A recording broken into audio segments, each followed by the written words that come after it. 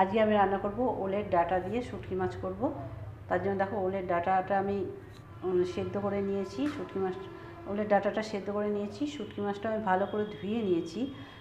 একটা পেঁয়াজ কেটে দেবো, সাথে পটল, কাঁঠালের বীজ, টমেটো, কাঁচা লঙ্কা, নুন দেবো। পটলটা ভালো করে ভেজে নিয়েছি, তুলে নেবো। শুটকি মাছটা ধুয়ে রেখেছিলাম, শুটকি মাছগুলো দিয়ে দেবো, ভালো করে ভেজে নেবো।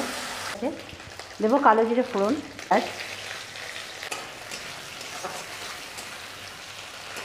ওলের ডাঁটাটা সিদ্ধ করে রেখেছিলাম, ওলের ডাঁটাটা দিয়ে হালকা পটলটা ভাজা করে রেখেছিলাম, পটলটা দিয়ে দেবো।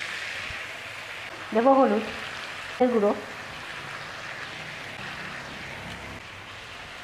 একটু আদা কুচিয়ে রেখেছিলাম, দিয়ে দিয়েছি।